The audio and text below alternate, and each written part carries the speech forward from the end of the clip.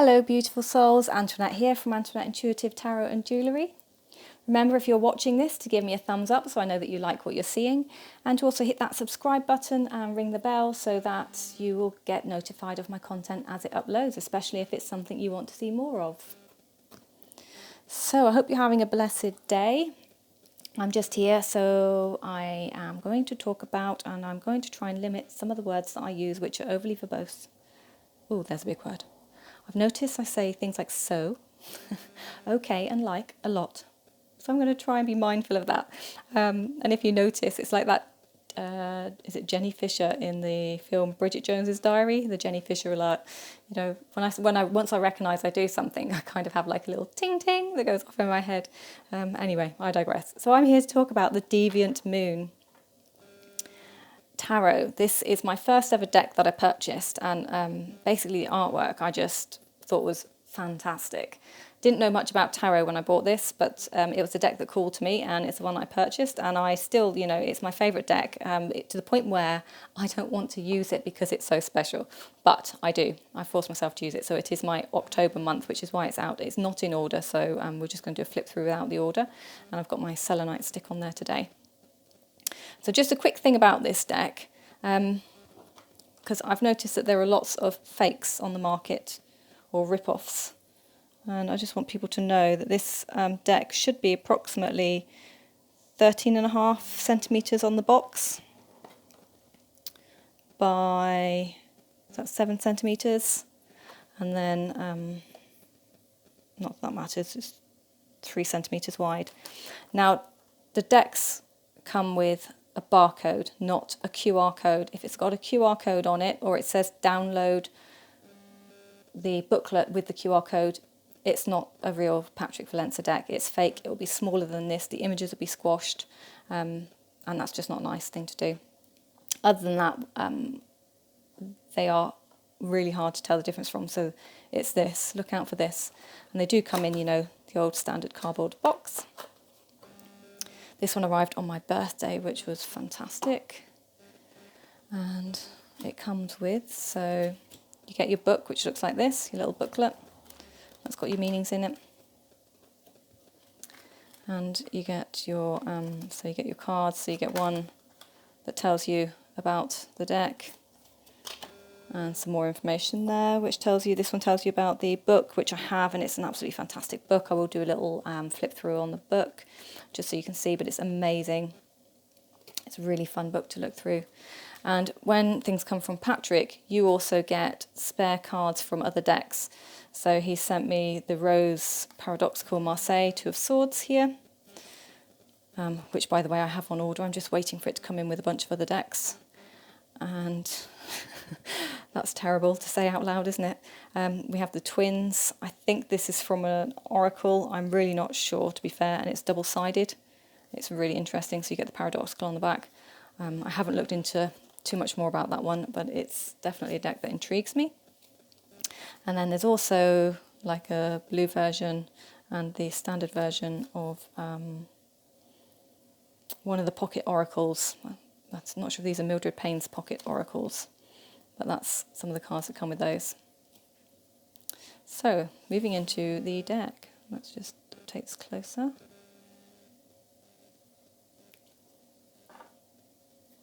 Turn it up that way.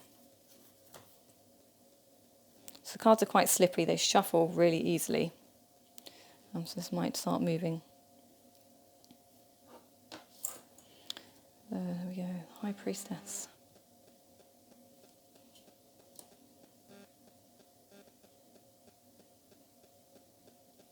As you can see, it's quite astray. So, Knight of Wands. So this is his horse or his chariot. So it's quite astray from some of the imagery that you'll be used to seeing. I think this card is fantastic. It's really powerful. Just the pictures. Five of Swords. It does make me laugh. And then we have the Knight of Pentacles again. He's in his chariot. So the chariots are very different from the horses that you might be used to seeing. Two of Pentacles. Ace of Cups. I think that's a beautiful card. I love how the moon is kind of blowing life into the cup. Nine of Swords, there you go, hiding from your demons. The Sun card, really different. Hierophant. Knight of Swords. His horse is very, very challenging, isn't he? So that one's definitely heading off where angels fear to tread. Ace of Swords. She's quite serene. The Empress. Queen of Cups. So in the book it explains about all of these cards and how he's kind of like designed them and come to life. There's our Ten of Cups. Five of Cups. Just anyone else felt like that when their mum's telling them off or someone's telling them I told you so? Four of Pentacles. That's a really interesting version. The Moon. Ten of Pentacles. So in the group that I'm in, Deviant Moon group, somebody described this card as having a meh day, a really meh day. And I hadn't thought of it like that before, but now I do. So that explains one of those days, doesn't it? Page of Cups. The colours are just fantastic. So this is the Empress. No, it's not, excuse me. Three of Wands. I've already seen the Empress. Devil. He's a real mischief maker, isn't he? King of Swords. Queen of Wands. That's the real warrior. Warrior image. Ten of Swords. That's a real ouch moment there, isn't it? Reminds me of being in the magician's box where they put all the swords in for that magic trick. King of Wands. 9. I like that one. I do like the Nine of Pentacles. Page of Wands. Page of Pentacles. Let's see, Three of Pentacles. So we've got you can see the collaboration happening here. Two of Cups.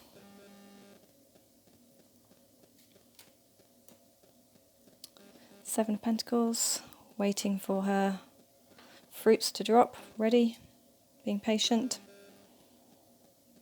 And we have the Eight of Cups. Eight of Pentacles, again I really like that card, really does have that industrious feel about it. Nine of Wands, you know, let's not be too hasty, there's a message coming in, let's wait for the message before we do what we want to do. Queen of Pentacles. Seven of Wands. These really do remind me of flames, these flowers. It's great imagery there. Judgment card. I just love this. Chariot. So there we have our Death card. Again, I find this one quite interesting. Rebirth. Temperance. She's got a lovely feel about her. Justice. You don't want to mess with that person, do you? I have the Two of Swords. So there's a real strength of mind and body kind of turmoil there. Hanged Man. And he's got the clock on his foot, so that's a nice kind of time indicator.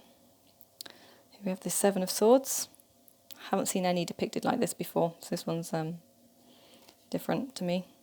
Queen of Swords. Emperor. The Four of Swords. I like this card.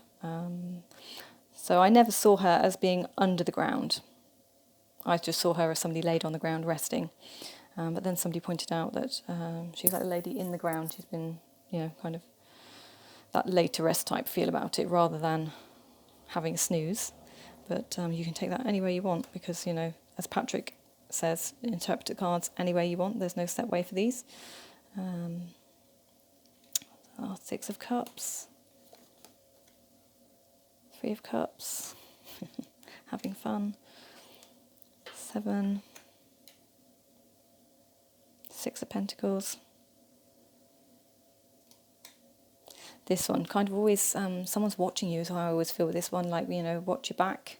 type thing, but as we know, there's always the traditional meaning to the Five of Pentacles, which you can apply to this, and then whatever else you see in the cards, which was another discussion we were having in the group about when do tarot cards become oracle cards and vice versa. For many of us who read now, because tarot reading has kind of changed and evolved, I think we do use them more in oracle format for intuitive type messages, so each to their own. King of Pentacles, Two of Wands, Three of Swords, that's a real kind of woe is me. Then we have the Eight of Swords.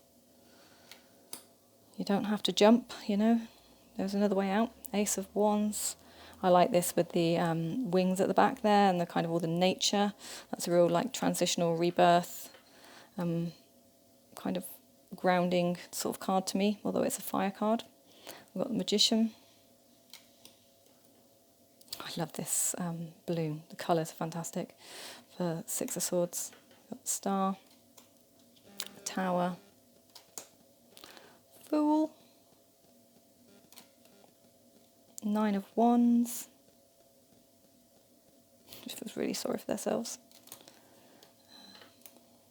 We have Four of Wands, that's lovely. We've got the hand fasting or hand tying.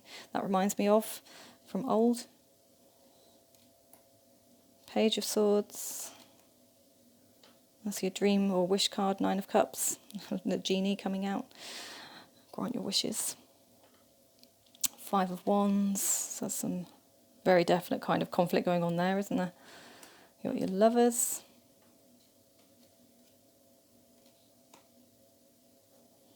Six of Wands. That's a beautiful card. That's I think that's the front of the book actually. The Hermit. I have to say, this isn't how I feel when I normally kind of link to the Hermit. This isn't quite so much me, but there is elements of this that are there. But normally my Hermit, I feel when I'm being a Hermit, it's off to read and learn and kind of, you know, go within and seek answers.